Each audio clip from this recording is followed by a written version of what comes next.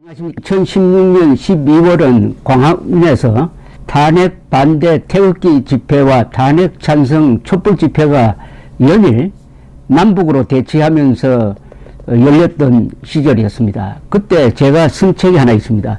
언론의 난입니다. 마녀사냥 인민재판, 촛불 우상화, 졸속 탄핵 오보와 왜곡, 한국 언론은 지금 무슨 짓을 하고 있는가. 여기 표사라고 불리는 제일 뒷면에는 이런 문장이 적혀 있었습니다. 선배들이 쟁취한 언론 자유를 공짜로 누리는 기자들이 그 자유를 선동가들에게 상납하였다. 정치와 재판 일정을 뒤죽박죽으로 만든 것은 박근혜 대통령에 대한 인민재판식 보도가 몰고 온 졸속 탄핵 소추이다. 최순실 마녀사냥, 대통령 인민재판, 촛불 우상화를 주도한 것은 조중동으로 불리는 주류 언론이었다. 신문과 종편 TV를 입체적으로 동원한 폭로성 집중 보도는 감정적이고 적대적이며 주관적이었다. 저널리즘의 원칙을 포기한 선동 일변도였다. 오보나 왜곡으로 밝혀져도 바로잡지 않았다. 한국 언론사의 큰 오점으로 남게 되었다. 선배들이 쟁취한 언론 자유를 공짜로 누리는 기자들이 그 자유를 선동가들에게 상납하였다. 이 무렵 한 고참 퇴직 기자가 저를 찾아오더니 저한테 물었습니다. 기자 정신의 반대말이 뭐냐고. 제가 모르겠다고 했더니 그분이 맨정신이라고 했습니다. 기자 정신의 반대말이 맨정신이다. 4년이 흘러서 이번에 미국에서는 언론의 난이 아니라 트럼프의 난이 일어났습니다. 대통령 트럼프가 명백하게 패배한 선거 결과에 불복하는 사태가 일어났습니다. 이 후진국에서 잘 일어나는 사태죠. 1986년 필리핀에서 선거에 패배한 마르코스 대통령이 물러나지 않으니까 국민들이 들고 일어나가지고 군대와 손잡고 몰아냈던, 그래서 피플 파워라는 말이 생겼습니다. 그와 같은 일이 비일비재합니다. 후진국에서는 독재자가 선거에 져놓고 이겼다고 우기면서 버티는 경우가 많았는데 딱 그런 짝이 미국에서 일어났습니다. 그런데 결국은 트럼프의 난은 진압이 되었습니다. 한국의 언론의 난은 진압이 안 되고 대통령을 몰아냈고 감옥에 보냈고, 미국에서 일어난 트럼프의 난은 진압이 되었는데 이건 누가 진압을 했느냐? 결국 기자들이 진압을 했습니다. 미국의 주류 언론의 기자들이 트럼프의 난을 진압하는데 가장 큰 공을 세웠습니다. 그 다음에 판사들, 그리고 선거관리 공무원들, 이런 사람들이 자유민주주의, 그리고 사실, 법치, 이것을 무기로 해가지고 미국 민주주의를 지켜내는 모습이 아주 근사했습니다. 그 중에 한 장면을 제가 소개를 해드리려고 합니다. 11월 26일입니다. 백악관의 외교 리셉션 룸에서 트럼프 대통령은 추수감사절에 저음하여서 장병들과 화상 대담을 한 뒤에 기자들의 질문을 받기 시작했습니다. 이 기자와 트럼프가 오고 가는 내용을 지금부터 제가 소개를 해드리겠습니다. 한 기자가 이렇게 물었습니다. 백악관에서의 마지막이 될 추수감사절에 어떤 계획이 있습니까? 트럼프는 마지막이란 말이 무엇인지 모르겠다면서 투표에 엄청난 착오가 있었다. 아무도 수치를 믿지 않는다. 다음 주나 그 다음 주 충격적인 사건이 일어날 것이다 라고 말했습니다. 트럼프는 이어서 조지아주에서 수많은 가짜 투표, 미조 투표가 있었다 고 하더니 펜실바니아에서도 부정이 있었다고 했습니다. 기자가 반론을 하려고 하니까 트럼프는 기자 질문을 딱 맞고 나서면서 68만 표의 부정투표가 있었다. 디트로이트에서도 엄청난 일이 일어났다고 계속 발언을 이어갑니다. 수치는 거짓이고 썩었다. 선거는 100% 조작되었다. 그래서 미국 전역에서 사람들이 시위를 벌이고 있다. 그들은 선거가 조작되었다는 것을 잘 알고 있다. 엄청난 부정이 여기서 벌어졌다. 이쯤에서 기자가 그러나 하면서 질문을 하자 트럼프는 또 장광설을 계속합니다. 이미 문제가 없다는 것이 확인된 도미니언 보팅 시스템에 대한 음모론을 펴기 시작합니다. 대통령이 이렇게 이야기합니다. 도미니언은 매우 의심스럽다. 아무도 소유주를 모른다. 사람들은 외국에서 개표가 되었다고 말한다. 이건 새빨간 거짓말입니다. 투표는 조작되었다. 이것도 새빨간 거짓말입니다. 당신이 트럼프라고 누르면 그 표가 바이든으로 가버린다. 칩으로 장난을 쳤다. 특히 디트로이트와 메인 카운티에서 당신들도 알게 될 거야. 이 트럼프는 이 음모론자들이 주장하는 걸 거의 사실로 믿고 그대로 이야기를 합니다. 놀라운 사실입니다. 트럼프는 조지아주에서 수십만 표를 이겼는데도 또 강도를 당했다고 했어요. 투표자 서명 대조만 하면 조지아주를 장악할 것이다. 이렇게 또 설명을 하니까 겨우 질문을 찬스를 잡은 기자가 이렇게 묻습니다. 대통령 각하, 만약 선거인단이 오는 12월 14일 조 바이든을 당선시킨다면 승복하겠습니까? 이건 아주 결정적인 질문입니다. 트럼프는 이렇게 대규모 부정이 있는데 승복하기란 매우 어려울 겁니다. 기자가 거듭 묻습니다. 각하는 하고 질문을 시작하자 트럼프는 또 하고 싶은 이야기만 계속합니다. 대규모 부정이 있었습니다. 이런 나라에서는 이 나라에서는 일어나지 않았어야 해요. 우리는 제3세계 국가처럼 되어버렸어요. 트럼프는 조지아주에서 당시에 진행되고 있던 재검표가 의미가 없다고 했습니다.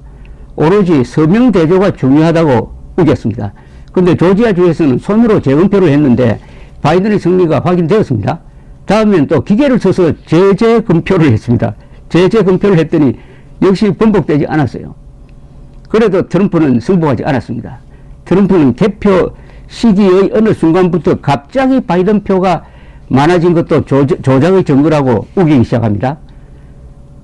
이런 바이든이 우세한 우편 투표함이 열리면서 일어난 자연스러운 현상이었습니다. 끝없이 이어지는 부정선거 음모론을 듣던 기자가 또 질문 찬스를 잡아가지고 겨우 이렇게 물어요. 그러나 각하 확실히 해주세요. 선거인단이 바이든을 뽑으면 승복하시겠습니까? 라고 다시 물었습니다. 트럼프는 그들이 그렇게 한다면 실수를 하는 거야. 왜냐면 이 선거는 부정이거든. 다시 기자가 묻습니다. 승복하시겠습니까? 트럼프가 동문서답을 하자 기자는 그렇다면 승복 안 하시겠다는 겁니까? 라고 물어들어져요. 대통령이 또 딴 이야기를 하니까 기자가 승복에 대해서만 이야기해 주세요 라고 압박을 합니다. 이때 트럼프가 화를 냅니다. 그런 식으로 나에게 이야기하지 마세요. 기자가 죄송하지만 저는 질문을 하는 겁니다. 트럼프는 당신은 풋내기야 라고 아주 감정적으로 조롱합니다. 기자가 물러서지 않습니다. 승복 여부에 대해 답하세요. 나에게 그딴 식으로 이야기하지 말아요. 나는 미 합중국의 대통령이야. 대통령에게 그렇게 말하면 안 돼. 기자도 버팁니다. 나는 승복할 것인지에 대해서 지금 묻고 있는 겁니다. 트럼프는 다른 기자에게 질문권을 주는데 이 기자도 같은 질문을 합니다. 그래서 선거인단이 바이든을 대통령 당선자로 선출하더라도 귀하는 이 건물을 떠나지 않겠다는 겁니까? 이건 아주 결정적 질문입니다. 퇴로를 차단하는 질문입니다. 트럼프는 여기서 당황합니다. 나는 틀림없이 나갈 거요. 나가. 귀하도 알잖아. 그러나 지금부터 1월 20일까지는 많은 일이 벌어질 거야. 드디어 트럼프가 항복을 했습니다. 나간다고 그랬거든요. 나간다고. 그래서 이게 기사가 돼가지고 12월 14일 선거인단 투표로 지는 것이 확실하면은 백악관은 나갈 것이라고 이야기했다. 말하자면 트럼프의 항복을 받아낸 겁니다. 그런데 이렇게 항복을 해놓고 기분이 나쁜지 트럼프는 또 이렇게 이어갑니다. 대규모 부정이 발견되었습니다. 우리는 제3세계 나라 같단 말이야. 우리는 해킹이 가능한 컴퓨터 장비를 쓰고 있어요. 이거 완전히 거짓말입니다. 미국의 이 투개표기는 외부와 인터넷과 연결이 안 됩니다. 이 주장은 한국의 4.15 부정선거 음모론자들이 똑같은 주장을 했습니다. 투개표기에 이 무슨 송신장치가 있어가지고 외부와 연결이 되고 외부에서 해킹을 통해서 개표 결과를 조작한다. 이상하게 이거 한국과 미국의 선거 부정론자들의 주장이 일치할 때가 있어요. 좀 배워갔다는 느낌도 듭니다. 트럼프는 컴퓨터를 조작, 내 표를 바이든에게 주었어요. 바이든 표가 나한테 온 건 없어요. 트럼프는 기자가 무슨 질문을 하든지 상관하지 않고 허무맹랑한 음모론을 계속 이어갑니다.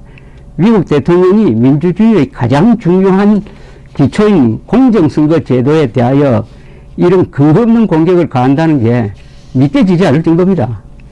바이든이 8천만 표를 얻을 수가 없어요. 유일한 방법은 대규모 부정을 하는 거야. 다른 방법으로는 8천만 표는 어림도 없지. 이 대목에서 기자가 다시 물고 늘어집니다. 선거 부정의 증거를 언제 보여줄 거예요? 이렇게 물어요. 왜냐하면 이 트럼프는 한 달 동안 부정이 있었다 이야기하고 그 변호사들도 부정이 있었다고 이야기하는데 막상 증거는 하나도 내보이는 게 없습니다. 언론, 일반인들에게는 그런 소리를 해놓고 소송으로 가면은 법원에서는 갑자기 얌전해져가지고 그런 자료를 내지 않는 거예요. 그래서 한 50번 정도 연전연패했습니다. 그걸 물고 늘어지는 겁니다.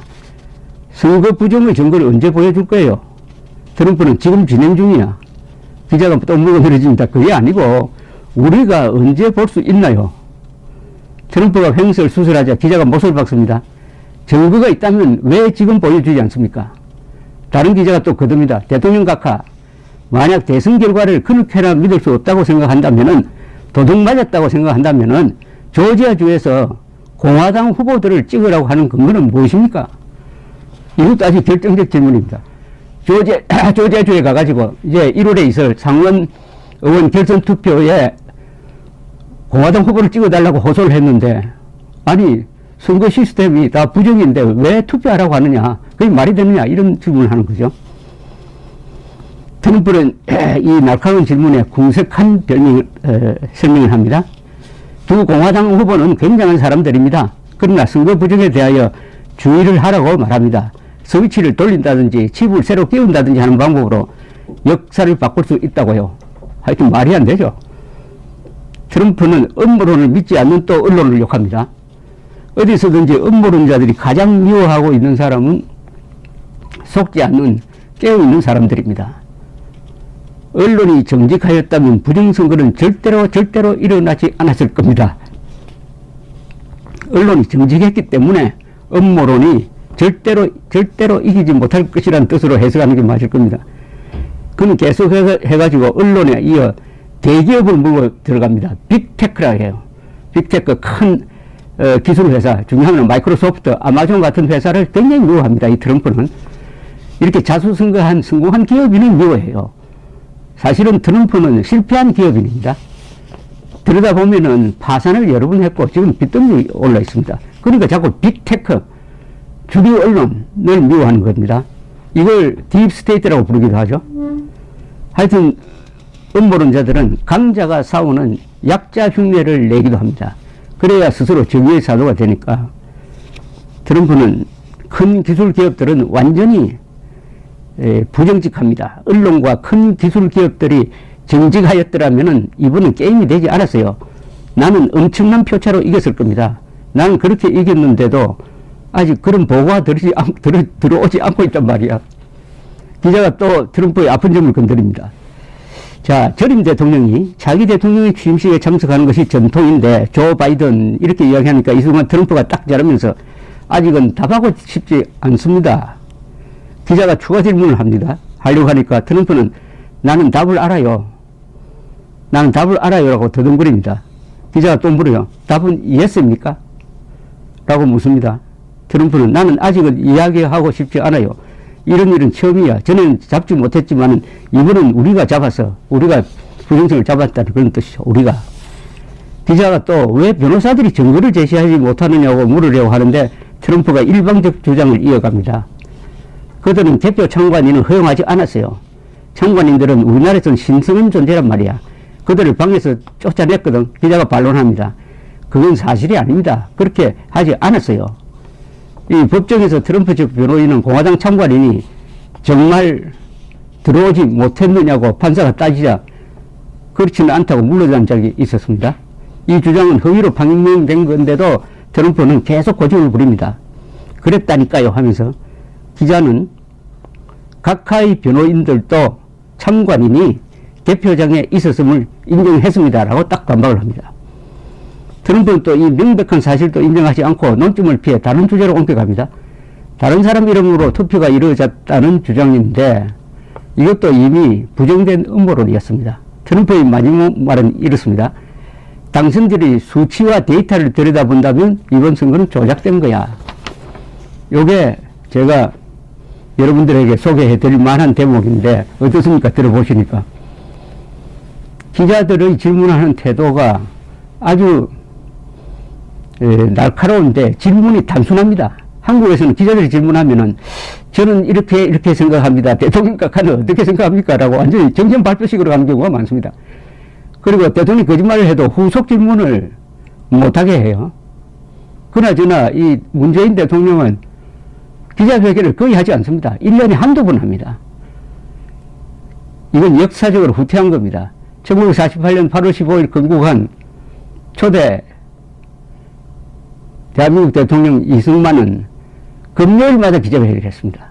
주례 기자회견을 했습니다. 청와대에서 아주 활발하게 했습니다. 그때 기자회견에 참여한 기자들이 쓴 기사가 있습니다. 이승만 대통령은 유머를 섞어가면서 그 아들뻘 되는 기자들을 가르치기도 하고 웃기기도 하고 또 끝나면은 간단한 이 다과도 접대를 하면서 그렇게 아주 다정하게 또 질문할 사람은 아주 날카롭게 하고 아주 대통령이 화를 내게 만들기도 하는 이런 언론의 자유가 있었습니다. 기자를 피하는 대통령은 뭔가 숨길 게 있다는 거죠. 자신이 없다는 거죠. 감사합니다.